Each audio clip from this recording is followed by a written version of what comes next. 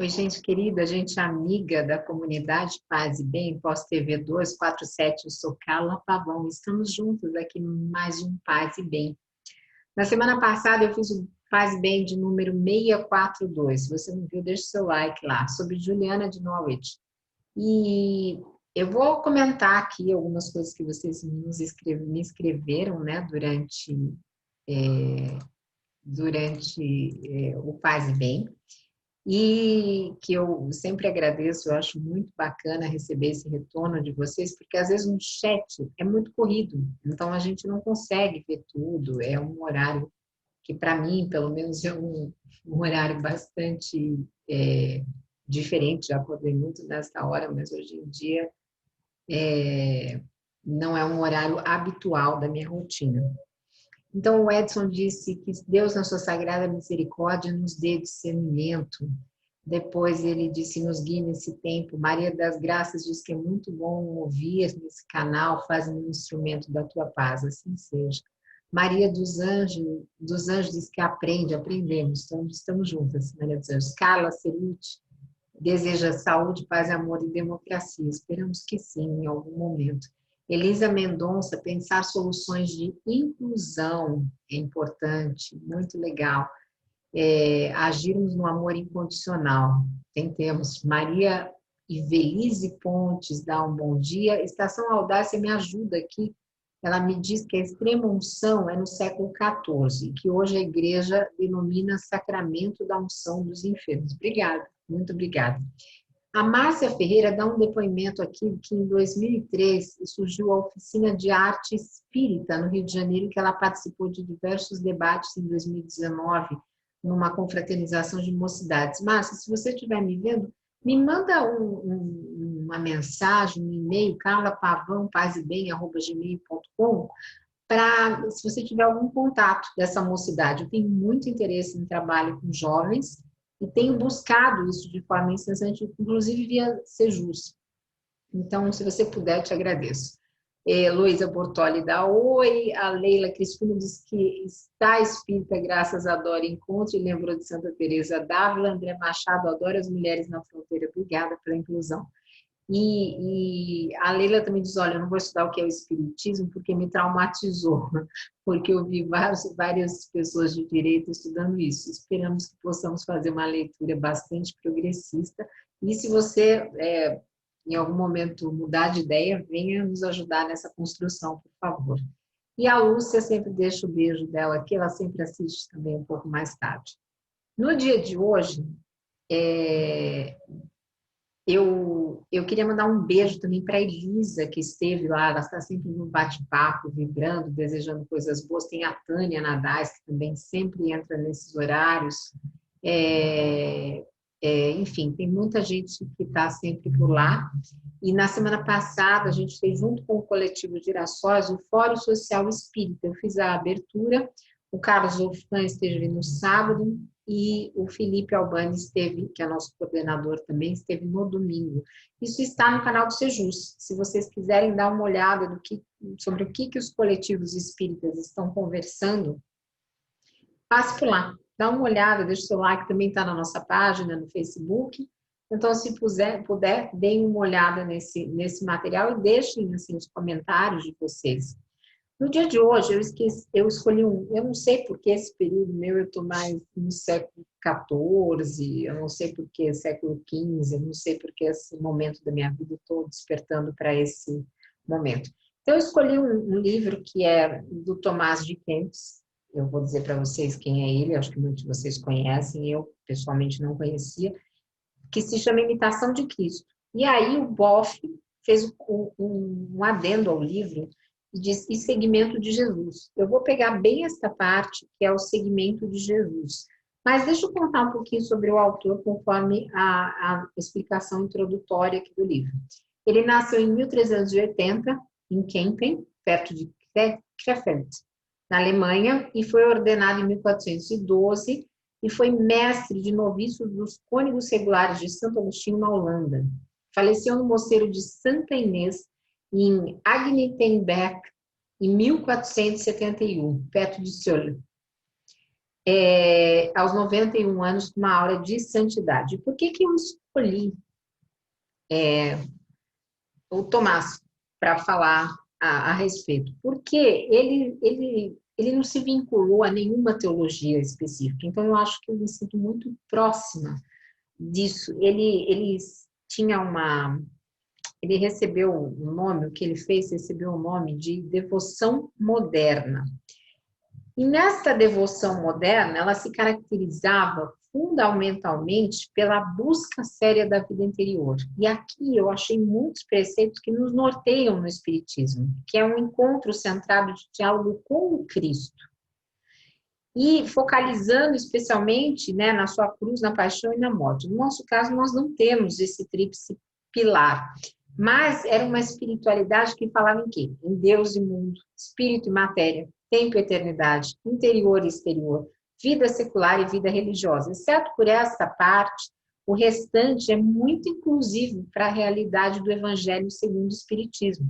E por isso que eu fiquei muito encantada com esse material, porque ele vai trazer o quê? Um despojamento, depois eu pretendo falar de outros capítulos, um despojamento de si mesmo, dos apegos, e até isso, talvez, segundo as notas aqui, que tenha levado psicanalistas, né, como o próprio Freud, o próprio Jung, e até o Heidegger, Martin Heidegger, que é filósofo, a se interessarem para esse conceito de liberdade, porque ele não seguia uma teologia específica.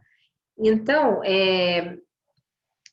quando o Boff vai comentar esse livro, daí ficou uma obra muito, muito interessante, sabe? Aquela coisa que te toca mesmo na leitura.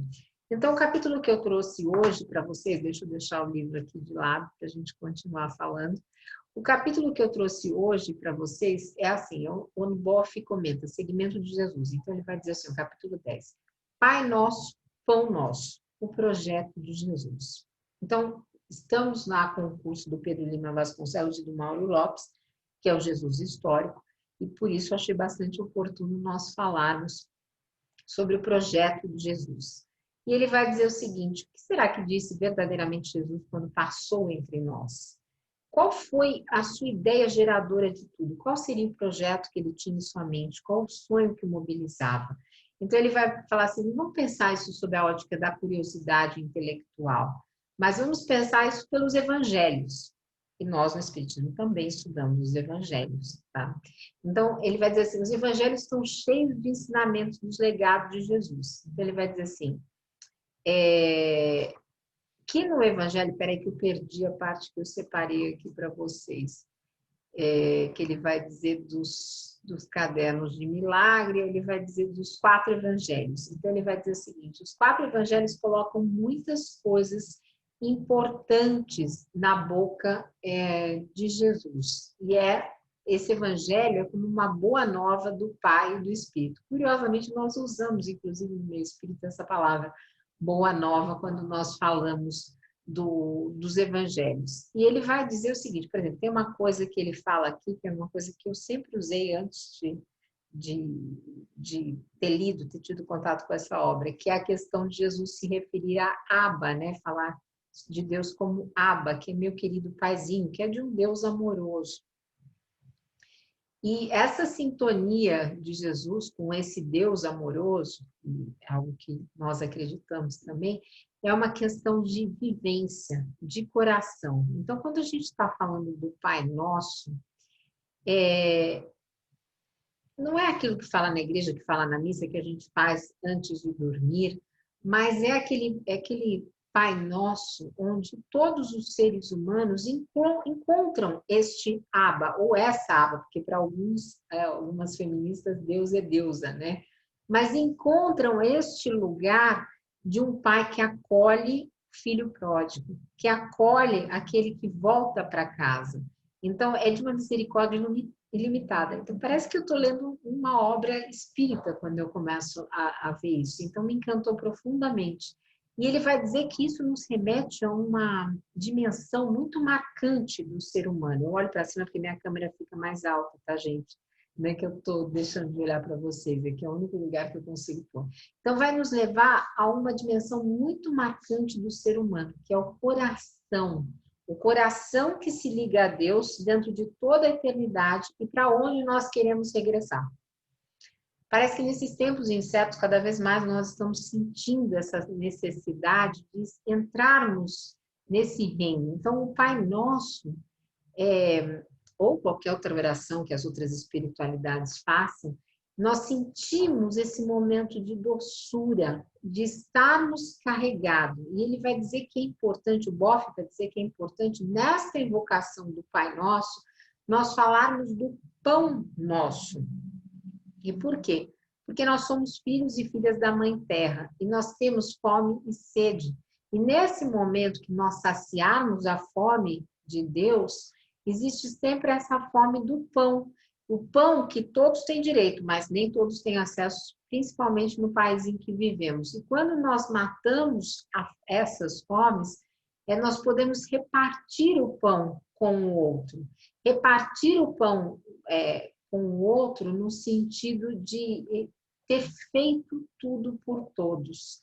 Então, o pão não é mais algo tão material, mas ali se escondem o quê? Se esconde as energias vitais do Boff, da terra, do solo, da água, do sol. Está presente o trabalho humano de plantar, de ceifar, de armazenar, de moer, de transformar a farinha e, finalmente, ter o pão. Eu lembro que o Mauro fez um Paz e Bem aqui, fazendo um pão que demora. Eu não tenho paciência para fazer aquele pão, mas eu achei muito legal ele fazer isso. E foi muito visto, ele, não sei nem se eram 12 horas, é um pão que demora. Mas talvez este demorar seja justamente essa nutrição da alma da gente nesse momento. E ele vai dizer o seguinte, que muitas vezes esse pão também chega carregado de significações profundas que nós devemos meditar quando temos em mão.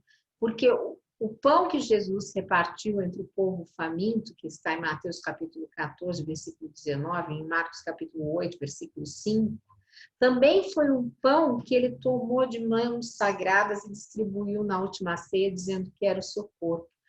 E aí, ele vai dizer, o pão nosso possui um significado escondido, desse pão que falta na mesa de grande parte da humanidade, que é aquele pão duro que as crianças roem entre as lágrimas, e hoje mais do que nunca.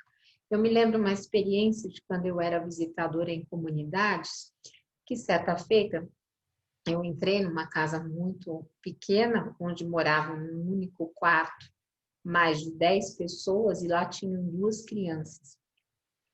E havia uma senhora recém-amputada, que era a avó de todas essas jovens lá que estavam na casa. E uma mãe saiu com uma filha de uns 4 anos e uma outra que devia ter nem um ano no colo. E ela pegou, e foi um momento que me marcou demais, nós estávamos indo levar alimentos, e ela pegou um pão velho, que é exatamente como o Boff descreve aqui, desculpa gente, que eu vou falar isso, vai me emocionar.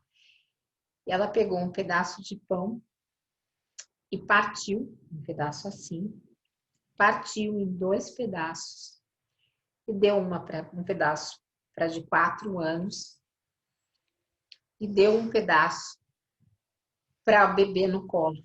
E a de 4 anos, ela deu uma bisnaga de ketchup, dessa que você pega em lugares de sanduíche, para quem tem acesso a isso. E a menina abriu aquele ketchup, punha um pinguinho em cada pedacinho e comia. Aquilo...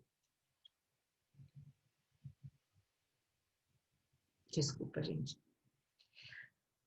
Aquilo me doeu de uma forma tão grande que eu nunca consegui esquecer. Acho que até hoje talvez eu pegue o pão sensibilizada por essa experiência. Então, quando o Boff diz aqui dessas crianças, dar um pedaço de pão ao faminto é mais que um ato humano de solidariedade, é um ato divino de salvar uma vida que desfalece, Boff escreve aqui.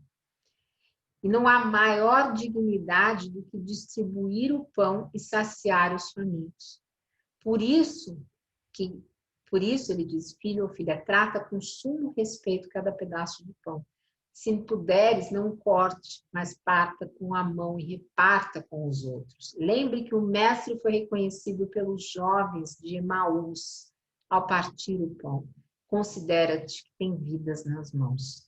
Só quem unir o Pai Nosso com o pão nosso pode dizer no fim amém. No meu caso eu digo assim seja, mas é equivalente o sentimento. Só quem mantiver essa unidade sagrada estabelecida pelo Mestre, Pai Nosso e Pão Nosso, guarda a sua herança. Não fiques apenas com o Pai Nosso cantando, dançando e louvando. Se não tivermos a preocupação do Pão Nosso, tua oração é vã e não chega a Deus. Da mesma forma, se tua mente te preocupas com o Pão Nosso e te esqueces do Pai Nosso, teu gesto pode ser humanitário, mas não revela o divino do Pão Nosso.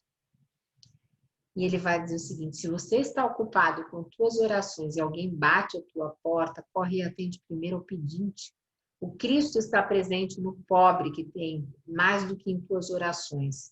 Ele vai dizer: dizia um místico antigo com toda a verdade: se estás em êxtase com Deus e um pobre bate a tua porta pedindo pão, deixa o Deus do êxtase e vá atender ao pobre.